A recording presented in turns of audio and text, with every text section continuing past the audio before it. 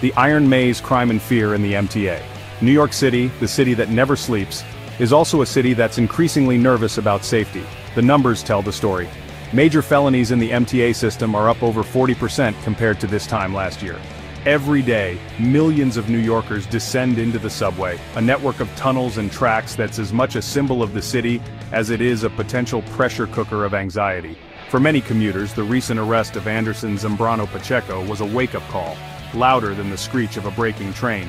Zambrano Pacheco, allegedly linked to the notorious Tren de Aragua gang out of Venezuela, was apprehended in NYC trying to buy grenades. Not exactly your everyday subway shopping list. The gang, known for its ruthlessness in South America, now seemingly casting a shadow on the streets of New York, it's enough to make anyone think twice before boarding. This incident tapped into a wellspring of fear that's been building for some time. Tyreek Goodman, a daily commuter from Brooklyn, put it bluntly, "It's one thing to worry about getting your pocket picked, it's another thing entirely to worry about grenades." Goodman's sentiment, echoed by many across the city, underscores the need to address these concerns head-on. The question on everyone's mind, is the city, specifically the MTA, doing enough to keep its citizens safe? And what role, if any, does immigration play in this increasingly complex equation? Shadows from the South international crime comes to NYC. The arrest of Zambrano Pacheco wasn't an isolated incident. It pointed to a larger, more disturbing trend, the arrival of transnational criminal organizations like Tren de Aragua on American soil. Originating in the chaos of Venezuela's prisons, this gang has extended its tentacles into drug trafficking, extortion, and human smuggling, leaving a trail of violence and fear in its wake. Their presence in NYC is a stark reminder that crime, like so many other things in the globalized world, has gone international. It's no longer just about local gangs fighting over turf. It's about sophisticated criminal networks exploiting weaknesses in borders and law enforcement. This new breed of criminal poses a unique challenge to law enforcement agencies. They are often mobile, well-funded, and operate across borders, making them difficult to track and even harder to prosecute.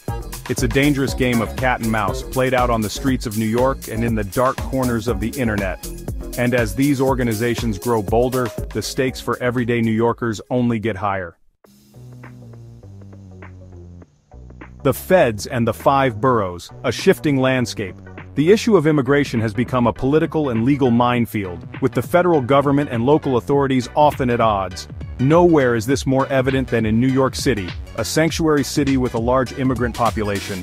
Just recently, Homeland Security Secretary Kristi Noem personally oversaw a series of immigration raids in NYC, resulting in over 1,000 arrests and detainers. The message was clear: the federal government is taking a hard line on illegal immigration, even in cities that have resisted such measures. However, these actions have not been without controversy. Critics argue that they create a climate of fear among immigrant communities, making them less likely to report crimes or cooperate with law enforcement. Adding to the complexity, a recent court ruling ordered Suffolk County to pay a hefty sum for detaining immigrants at the behest of the federal government, highlighting the legal quagmire surrounding local enforcement of federal immigration laws. This legal battle has far-reaching implications for cities like New York, potentially impacting everything from policing strategies to the allocation of resources. Safeguarding the city, a balancing act. The issue of security in the MTA, and in New York City as a whole, isn't about simple solutions or easy answers.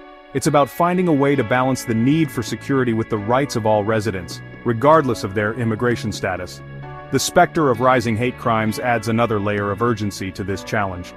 While not unique to New York, the national trend of increased anti-immigrant sentiment is palpable, seeping into everyday interactions and fueling a climate of fear and mistrust. So, what's the way forward? It starts with a commitment to smart, effective policing that focuses on actual threats rather than perpetuating stereotypes.